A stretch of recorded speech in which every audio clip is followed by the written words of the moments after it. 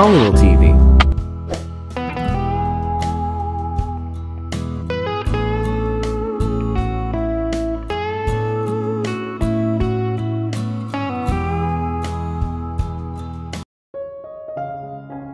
Pagmulat ko ay nakita ko ang pinakamagandang babae na mahimbing na natutulog sa tabi ko, na nakatakip ang aking mga braso sa kanyang katawan. Araw-araw pakiramdam ko ako na ang pinakamaswerteng lalaki sa buhay habang nakakasama ko si Jen. Si Jen ay kamangha-mangha, maganda, talented, mabait, maalaga, she is a darling. At hindi ko pa nasasabi kahit kanino pero iniisip ko na pakasalan siya. Medyo matagal na kaming nagde-date, mahal namin ang isa't isa, ang aming mga pamilya ay gusto ang isa't isa at kami. Para maistorbo ang pagpaplano ko, tumunog ang phone ko, it's Theo. Hi, good. Hindi man lang niya ako pinatapos. See the news. Nakita mo na ba? Where are you? Isang oras na kitang tinatawagan ka rin ni Scott at Peter. Where the fuck are you? Literal na sumigaw siya nang walang tigil. Okay, so anong nangyari at sinigawan mo ako ng alas 7 ng umaga? Tinanggal ko ang kumot at pumunta sa balcony para hindi maistorbo si Jen. The deal you signed with Mr. Smith. What were you thinking? Did you even check what was written on the clauses? Or you just signed it in the sleep? Of course I read. Teka sandali. Hindi ko binasa sa sarili ko pero pinagdaanan ito ni Jenilyn ng maingat. Sabi niya, good to go na ang deal. And to top of that, when I had meetings with Mr. Smith pumayag siya sa mga terms ko. Oh God Daniel, anong ginawa mo? I get that Jen is your girlfriend but professionally you should have checked the deal by yourself. Bakit anong nangyari? Can you just tell me already? Ang deal na iyong nilagdaan ay nagsasaad na ang bagong pakikipagsapalaran sa negosyo na iyong sisimulan kay Mr. Smith sa Chicago 75% ang kita pagkatapos ng buwis ay mapupunta sa kanya, ikaw ay magsisilbi bilang isang Del Credere agent. Dagdag pa, ang lahat ng mga gastos sa construction ng opisina sa Chicago is to be borne completely by Anderson Clothing. Naputol lang ang isip ko. Ano ang sinabi niya sa akin? Totoo ba ito? O ito ay isang bangungot? Oh God! Please tell me you are pulling some pranks. Sinabi ko. I wish Daniel but right now just reach the office, we have to find a legal solution to it soon. Kasi yung mga investors natin, shareholders, agitated na about this decision. Yes I'm coming. And please bring Jen, we will have to talk to her, because she was the one who read the deal papers. Do you think she is involved in this? Tanong ni Theo at saglit akong natulala. How can I not trust on Jen? The love of my life. Paano niya magagawa ito sa akin? Sa kumpanya. Alam niya kung gaano kahalaga sa akin ang trabaho ko, ang kumpanya ko. Hindi niya magagawa ito. Ngunit paano ito nangyari? Siya lang ang nagbabasa ng clauses. Hindi ko alam Theo, we'll reach in 30. Pagkababa ko ng phone ay pumasok na ako sa kwarto at nakita ko si Jen na payapang natutulog. She is a heavy sleeper I must say. Jen, wake up. Come on, Jen. 5 more minutes please. Bumulong siya sa pagtulog. Jen, may emergency. Kailangan na nating umalis at pumunta sa opisina, sabi ko at nagsimulang maghanda. Anong nangyari? Agad siyang bumangon. The deal with Mr. Smith, it's all haywire.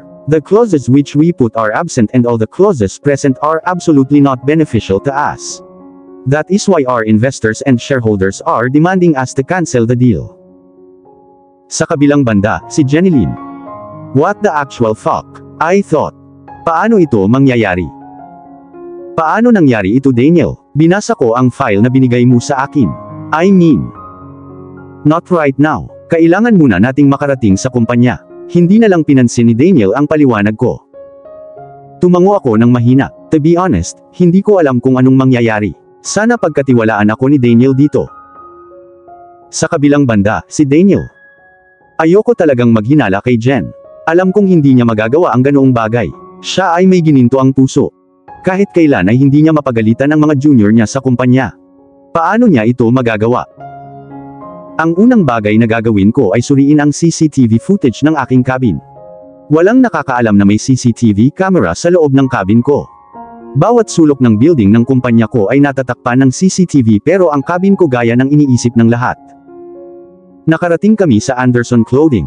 Nakatingin sakin si Jen na may tensyon sa mukha, alam ko yun. Pero hindi ko siya pinansin kusa. I didn't want to shout or yell at her for someone else bad doing. Pagdating namin sa cabin, nandoon na sina Theo, Scott at Peter. Kakausapin na sana ni Peter si Jen pero pinigilan ko siya. Before anything else, we will going to check my cabin CCTV footage. Wait, ano? May CCTV camera ka dito? Gulat na sabi ni Scott. Yes, I do. Now come on. Jen, sit please. Sabi ni Jen, kinakabahan daw siya. Gusto ko sana siyang yakapin ng mahigpit ngayon. Paanong hindi namin alam ang tungkol dito, Daniel? Tanong ni Peter. Hindi ngayon ang oras para dito. Sabi ko habang sinisimulan ko ang CCTV footage noong araw na ibinigay ko ang file na iyon kay Jen. Lahat kami ay tumitingin ng mabuti sa footage, ayaw naming makaligtaan ang isang detalye ng araw na iyon. Nakita namin si Jen na papasok sa loob ng cabin ng 3:55 PM, itinago niya ang file na iyon sa loob ng aking unang drawer. Pagkatapos noon ay lumabas na siya ng cabin. Sa 4:13 PM nakita namin si Henry na papasok sa loob ng cabin ko. Bakit siya nandito? Hindi ko siya tinawagan, kahit wala ako. Teka. Binuksan niya ang drawer gamit ang duplicate key. Paano siya nagkaroon nito? Kinuha niya ang file ng deal ni Mr. Smith. Pinapalitan niya ang file, at pagkatapos ay dadalhin niya ang totoong file. Bloody bastard. How dare he do this? How dare he betray me and my company? Wait a second, ibig sabihin wala talagang ginawa si Jen gaya ng naisip ko. Habang tinitingnan ko si Jen ay naliligaw siya sa sarili niyang pag-iisip. Medyo niyugyug ko siya, what are you thinking, love? Daniel, I mean, do you now believe right that I had nothing to do with this? Please understand, I would never do this to you or anybody for that matter. Ramdam ko ang pagkadesperado sa boses niya. Kawawang Jen, idiot ako. Tuluyan ko na siyang hindi pinapansin simula umaga na nagpaparamdam sa kanya sa nararamdaman niya ngayon. Jen, please get this that I never doubted you. Never. I was not talking to you kasi first I was tensed myself thinking who and why would someone do this. And second, ayokong sigawan ka ng hindi ko alam dahil sa isang tao. So please don't get this idea of me not trusting you. I love you, Jen, and I completely trust you, my love. Sabi ko habang kinulong ang mukha niya. Humihikbi si Jen, oh thank God, Daniel, I love you too. And thank you for trusting me. Niyakap niya ako ng mahigpit. Ang sandali na hinihintay ko mula umaga. No need to say thank you. Bulong ko habang tinatapik ang likod niya. Okay, we have no more tissues left, guys. Kaya kung pwede lang itigil mo ang lovely-dovey stuff mo for some time, we have got some ass-kicking to be done, sabi ni Scott. Natawa naman si Jen. Oops, nakalimutan ko na may audience pala kami. Yes. Tingnan ko kung naruroon si Mr. Henry ngayon o nakaalis na ng lungsod. Denial ko ang reception ng Finance Department. Hello, Anderson Clothing, Finance Department, how can I help you? I am Daniel Anderson speaking, send Henry in my cabin. Oh hello Mr. Anderson. I'm afraid Mr. Henry is on leave for a week. Okay, send his every material which he has kept on his workplace, even his laptop. We'll be on it, sir. Itinago ko ang telepono, as suspected he is on leave, sabi ko sa lahat. But why need to talk to him? We can directly sue Smith, of course he is involved on this. Yes, we are going to do that. But I also need to find this Henry. He was my employee. I used to pay him. And he betrayed me, so he has to pay for his deeds. Hinampas ko ang mesa. Today was the day. I was going to propose Jen today. Yes, can you believe it? Well, kaya ko naman dahil ito ang matagal ko nang gustong gawin. Mahal na mahal ko si Jen.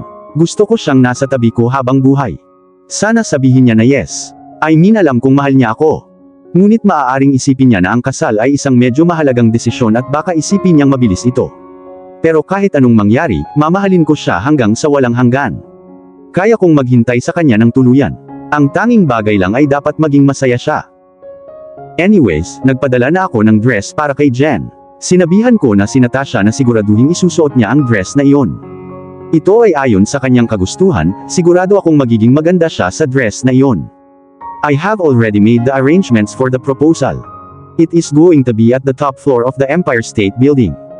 Oo, madalas kaming pumunta doon ni Jen para mag-date, isa ito sa mga paborito naming spot para sa mga date. Magkakaroon ng maraming tao pagkatapos ng proposal na isinasaalang-alang at umaasang sasabihin niya ang yes.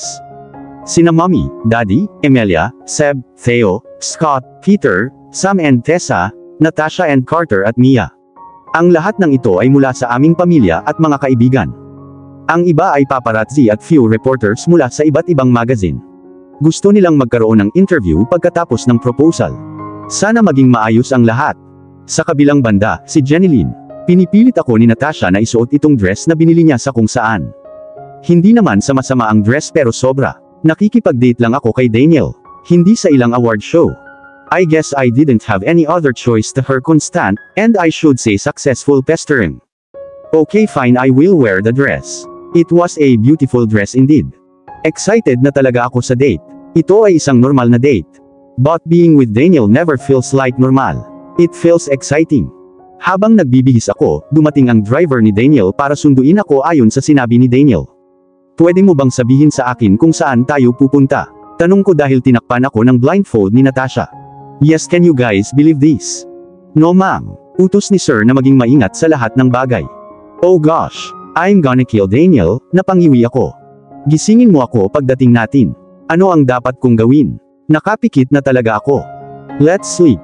Sige po ma'am. Sa kabilang banda, si Daniel. Maaaring nandito si Jen anumang minuto. Alam kong madidismaya siya dahil sinabi ko kay Natasha na ay blindfold siya. Noong Jen, she must have asked 100 questions to Natasha asking why she need to be blindfolded. Oh, nakita ko ang sasakyan na paparating. Ha, come on Daniel, you can do this. Nang huminto ang sasakyan, binuksan ko ang pinto, naka-blindfold si Jen ayon sa plano. Jen, come on. Kinuha ko ang kamay niya sa kamay ko. Daniel, what is this? Why the heck have you blindfolded me? It is so frustrating. Bumaba siya. Alam kong darating ito. It's matter of few more minutes Jen. Please come with me. Sabi ko habang inaakay ko siya sa entrance. Sige. How much more time? Tanong ni Jen. Alam kong naiinis siya pero wala akong magawa. One more minute sweetheart. Malapit na tayong makarating. Saan mo ako dadalhin? Sa space o ano? Napangiti ako sa sagot niya, typical Jen.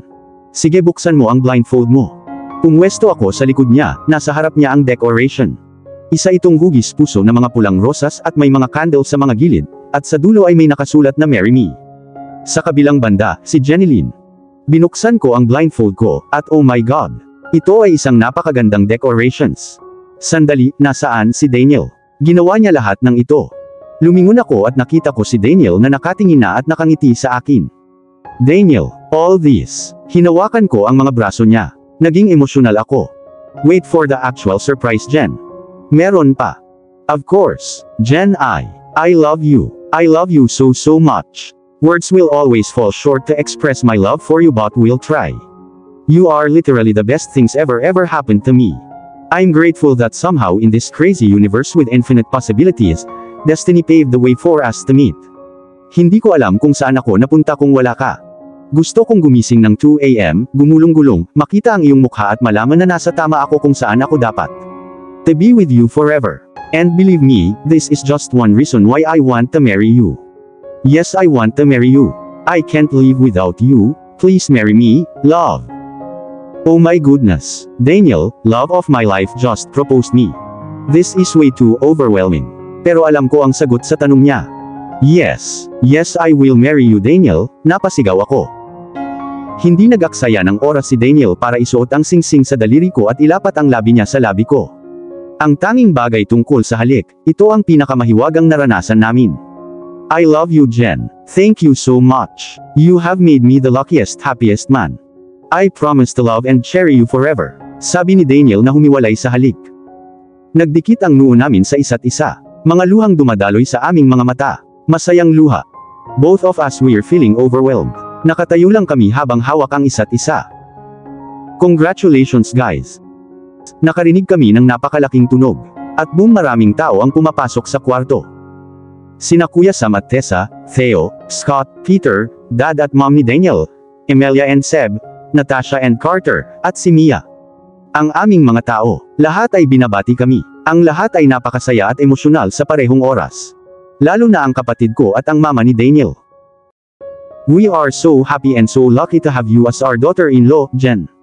You make our son really happy. Thank you for being there for him, sinabi niya. There's no matter to say thank you. I love Daniel. Being the lucky one, it's the other way around, I'm sure. So future Mrs. Anderson, shall we go for a drive?